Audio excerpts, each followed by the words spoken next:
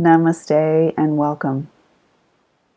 Today I would like to read a response to an email. Hello again, Shruti. We spoke a while back, and I mentioned that I am putting together a group after a 2-year contemplation on it.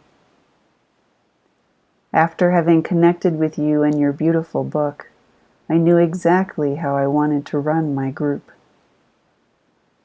You offered some encouragement, and we had a nice exchange. This was in the summer, I believe, when I contacted you.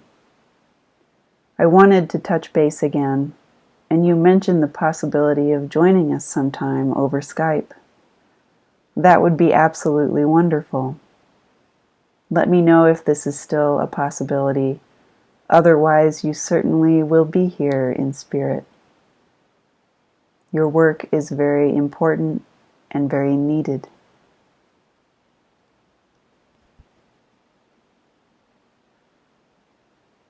Hello, my love. Yes, I do remember you and your email from this summer. When I tried to respond to this email, it bounced back. So if you're watching, please do reach out again, and I will try to find another way to contact you. I would love to join your group over Skype. Please let me know how I can best serve your group. There is another part of your beautiful email I'd like to respond to. You wrote, I see that I have painted myself into a corner with my identification to my illness. How do I paint myself out and still feel safe? Why is there safety in needing others to acknowledge my illness? I see this same desire for safety and for care, for love and for acknowledgement within myself, and also within those who write to me or who speak with me. We all want to be seen and to be acknowledged and feel met. We deeply long to feel loved and to be recognized for our full divinity. It is natural because love is who we are, and God wants to be seen from inside of you. We cannot heal without love, and acknowledgement is a form of love. Sometimes when we are acknowledged, we feel safe enough to let go further into divine emptiness. Identity simply falls away on its own. Letting go into God's emptiness is love at its highest and also most humble. The most humble form of love has the power to relieve even the greatest moments of suffering. If we cannot find the acknowledgement we desire from outside, we can always find God's acknowledgement directly from inside.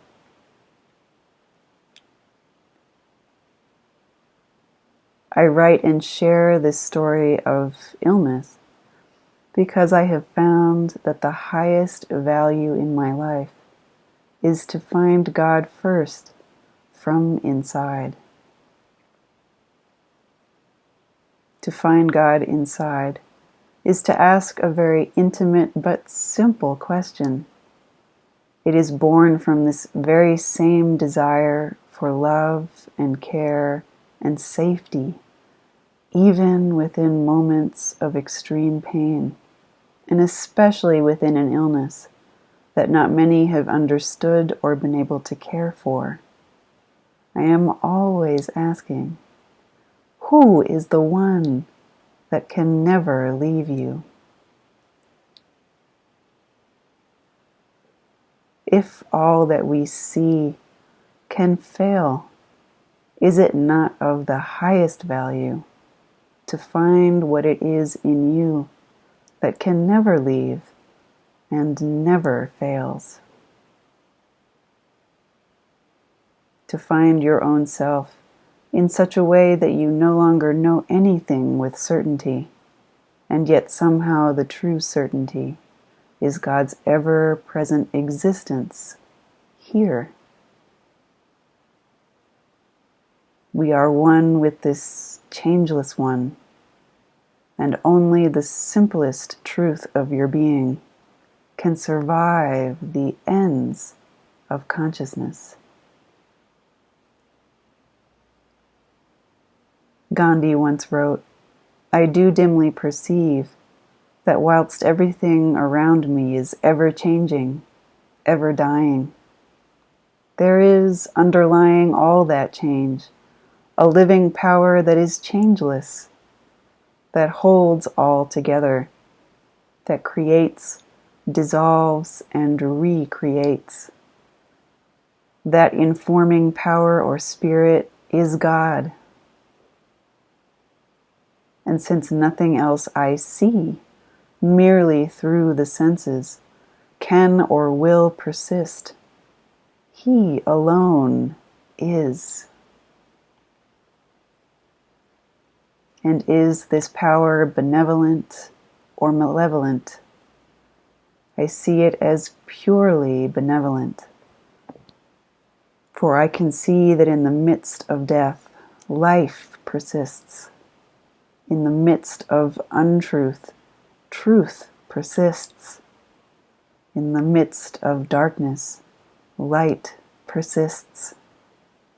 Hence I gather that God is life, truth, light. He is love. He is the supreme good.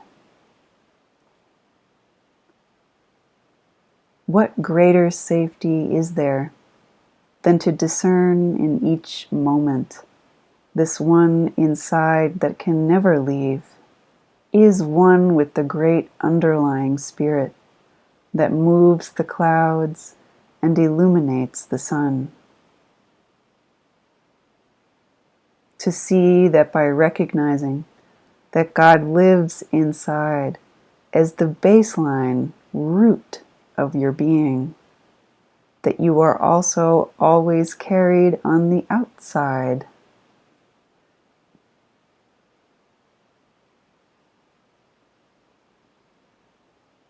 Emptiness does not mean that there is no story. It's just that we recognize that the story does not belong. Sometimes we share our stories so that we feel acknowledged, and also so that our basic needs can be met by others. It is kind and compassionate to speak up sometimes and let others know what we need.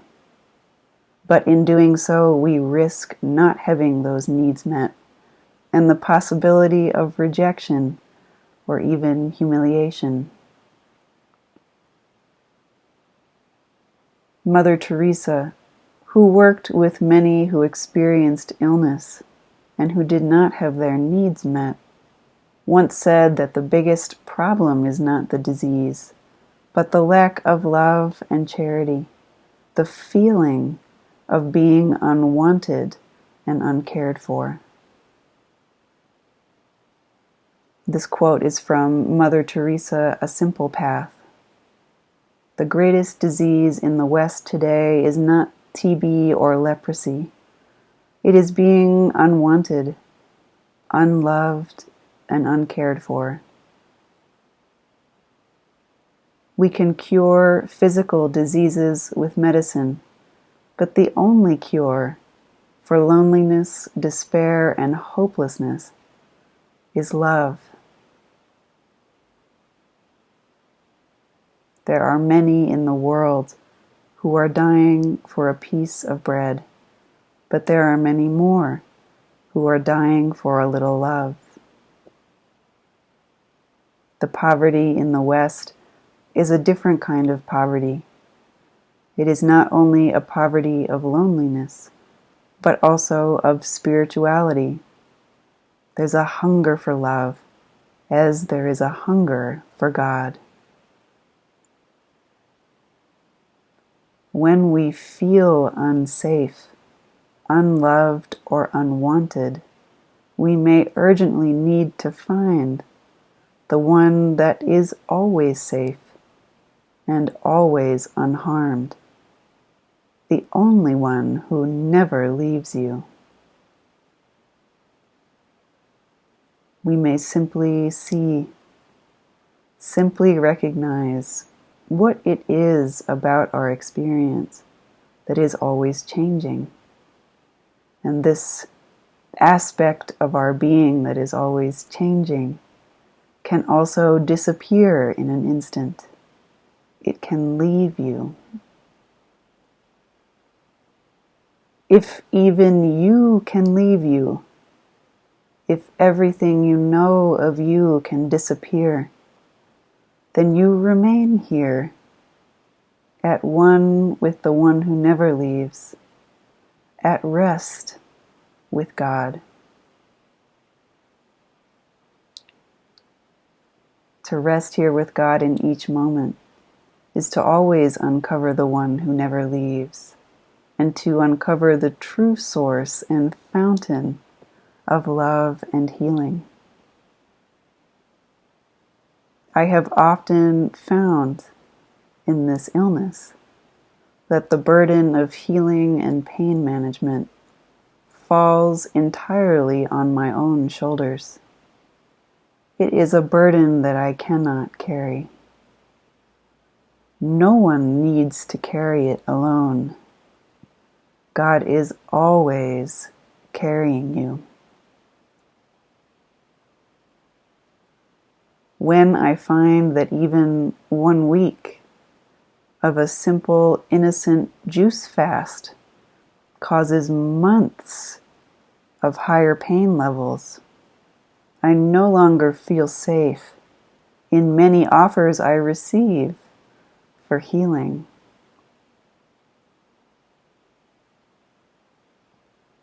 I feel safe when healing is offered first from love and from a place of care and acceptance. I long for unconditional care and acceptance, and the only one who can provide that unconditionally is God. When we rest here with God first, we all heal together, and we find we are loved and wanted as one. Perhaps from this place, we may even find more offers for compassionate care and healing. I receive many offers for healing, but it is the loving care in concert with the healing that I have always greatly desired and is greatly needed. I do not offer the story of extreme pain to glorify states of suffering or ask anyone to bear the unbearable. I am offering great tools for a compassionate and clear seeing, and also a compassionate approach to caring for ourselves and others. But should there come a time when we feel we are falling without any care and we have lost a sense of safety, we can always fall straight back here into God's ever-present embrace. if the lights of consciousness should fall before you, you will remain here as the only one who never falls. You are already beyond all of these edges you perceive. It is enough to rest always as who you are now, without edges. You automatically surrender all that you see. You become more empty of what you know, and yet somehow you become also more at one with everyone and in love with everything. We are never truly painted into any corner. We can simply remember the very baseline of who we are. We can allow God's love and care to shine through and trust this one always already knows what to do. We will never heal from a place of guilt or shame. God never asks if we want to heal, because He knows at the level of the pure heart that we all truly want to heal, and that we will find the most true healing by first revealing His true face as our own. The greatest love is to see that our own true heart is already one with His.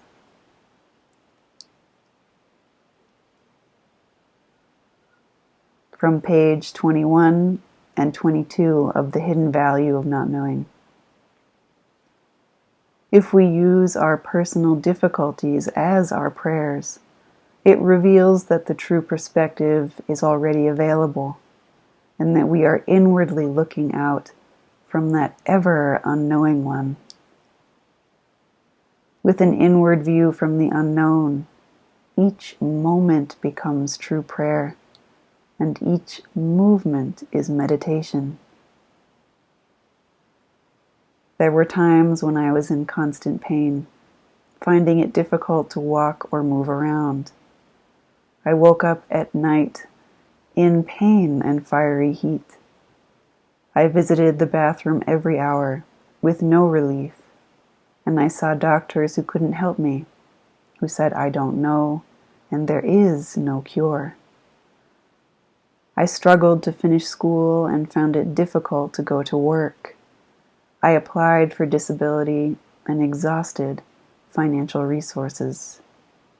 This is God's territory. Do what you can, but do so in God's perspective. In looking for relief and escape, we can make the leap into the living view of this moment.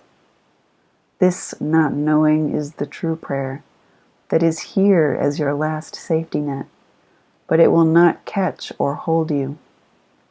It will plunge you into the still oceans of this eternal relief. It will wrap you in a softness that will not smother. We don't need to come to conclusions about our situations, nor pray for a better future. We only need to come home to the living love of this moment.